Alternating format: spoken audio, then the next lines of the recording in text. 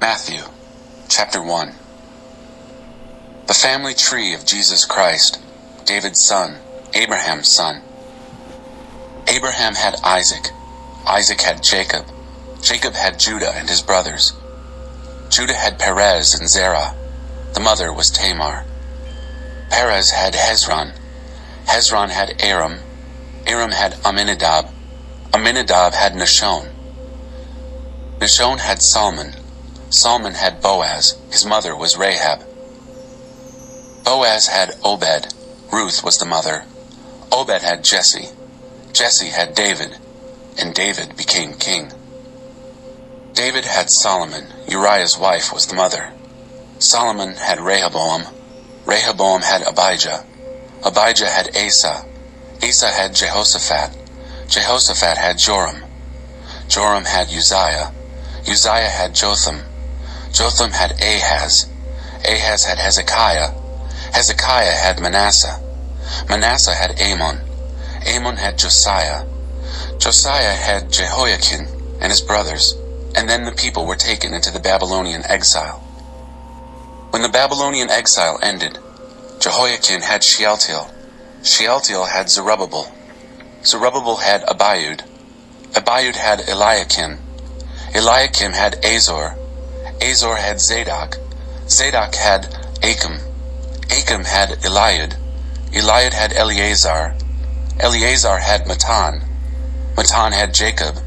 Jacob had Joseph, Mary's husband, the Mary who gave birth to Jesus, the Jesus who was called Christ.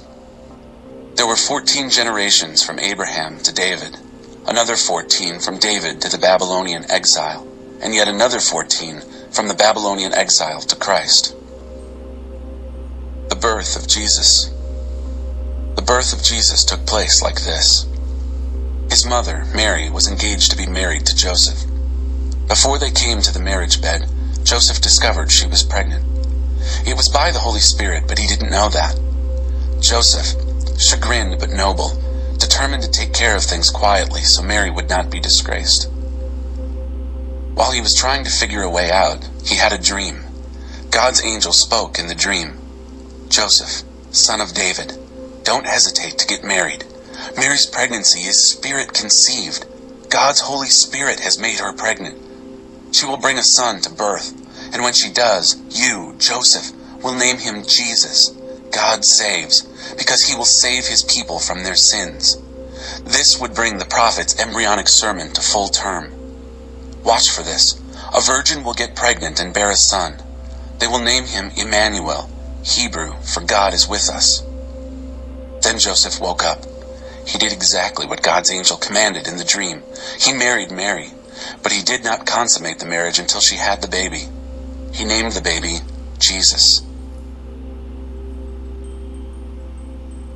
Scholars from the East. Chapter 2. After Jesus was born in Bethlehem village, Judah territory, this was during Herod's kingship, a band of scholars arrived in Jerusalem from the east. They asked around, "Where can we find and pay homage to the newborn king of the Jews? We observed a star in the eastern sky that signaled his birth. We're on pilgrimage to worship him." When word of their inquiry got to Herod, he was terrified, and not Herod alone, but most of Jerusalem as well. Herod lost no time. He gathered all the high priests and religion scholars in the city together and asked, "Where is the Messiah supposed to be born?" They told him, "Bethlehem, Judah territory. The prophet Micah wrote it plainly. It's you, Bethlehem, in Judah's land, no longer bringing up the rear. From you will come the leader who will shepherd rule my people, my Israel." Herod then arranged a secret meeting with the scholars from the east. Pretending to be as devout as they were, he got them to tell him exactly when the birth announcement star appeared. Then he told them the prophecy about Bethlehem and said, "Go, find this child. Leave no stone unturned. As soon as you find him, send word and I'll join you at once in your worship." Instructed by the king, they set off. Then the star appeared again, the same star they had seen in the eastern skies. It led them on until it hovered over the place of the child. They could hardly contain themselves. They were in the right place. They had arrived at the right time. They entered the house and saw the child in the arms of Mary, his mother. Overcome, they kneeled and worshipped him. Then they opened their luggage and presented gifts: gold, frankincense, myrrh. In a dream, they were warned not to report back to Herod. So they worked out another route, left the territory without being seen, and returned to their own country. After the scholars were gone, God's angel showed up again in Joseph's dream and commanded, "Get up, take the child and his mother, and flee to Egypt. Stay until further notice. Herod is on the hunt for this child and wants to kill him." Joseph obeyed. He got up, took the child and his mother under cover of darkness. They were out of town and well on their way by daylight. They lived in Egypt until Herod's death. This Egyptian exile fulfilled what Hosea had preached: "I called my son out of Egypt." Herod, when he realized that the scholars had tricked him, flew into a rage. He commanded the murder of every little boy 2 years old and under who lived in Bethlehem and its surrounding hills. He determined that age from information he'd gotten from the scholars. That's when Jeremiah's sermon was fulfilled. A sound was heard in Ramah, weeping and much lament. Rachel weeping for her children, Rachel refusing all solace, her children gone, dead and buried. Later, when Herod died, God's angel appeared in a dream to Joseph in Egypt. "Up, take the child and his mother, and return to Israel. All those out to murder the child are dead." Joseph obeyed. He got up, took the child and his mother, and re-entered Israel. When he heard, though, that Archelaus had succeeded his father, Herod, as king in Judea, he was afraid to go there. But then Joseph was directed in a dream to go to the hills of Galilee. On arrival, he settled in the village of Nazareth. This move was a fulfillment of the prophetic words, "He shall be called a Nazarene." Thunder in the desert. Chapter 3. While Jesus was living in the Galilean hills, John, called the Baptizer, was preaching in the desert country of Judea. His message was simple and austere, like his desert surroundings. Change your life. God's kingdom is here. John and his message were authorized by Isaiah's prophecy. Thunder in the desert. Prepare for God's arrival. Make the road smooth and straight. John dressed in a camel hair habit tied at the waist by a leather strap. He lived on a diet of locusts and wild field honey. People poured out of Jerusalem, Judea, and the Jordanian countryside to hear and see him in action. There, at the Jordan River, those who came to confess their sins were baptized into a changed life. When John realized that a lot of Pharisees and Sadducees were showing up for a baptismal experience because it was becoming the popular thing to do, he exploded. "Brood of snakes, what do you think you're doing slithering down here to the river? Do you think a little water on your snakeskins is going to make any difference? It's your life that must change, not your skin. And don't think you can pull rank by claiming Abraham as father. Being a descendant of Abraham is neither here nor there. Descendants of Abraham are a dime a dozen. What counts is your life. Is it green and blossoming? Because if it's dead wood, it goes on the fire. I'm baptizing you here in the river, turning your old life in for a kingdom life. The real action comes next. The main character in this drama. Compared to him, I'm a mere stagehand. Will ignite the kingdom life within you, a fire within you, the Holy Spirit within you, changing you from the inside out. He's going to clean house, make a clean sweep of your lives. He'll place everything true in its proper place before God. Everything false, he'll put out with the trash to be burned. Jesus then appeared, arriving at the Jordan River from Galilee. He wanted John to baptize him. John objected. "I'm the one who needs to be baptized, not you." But Jesus insisted. "Do it. God's work, putting things right all these centuries, is coming together right now in this baptism." So John did it. The moment Jesus came up out of the baptismal waters, the skies opened and he saw God's Spirit. It looked like a dove descending and landing on him. And along with the Spirit, a voice. "This is my Son, chosen and marked by my love, delight of my life." The test. Chapter 4. Next, Jesus was taken into the wild by the Spirit for the test. The devil was ready to give it. Jesus prepared for the test by fasting 40 days and 40 nights. That left him, of course, in a state of extreme hunger, which the devil took advantage of in the first test.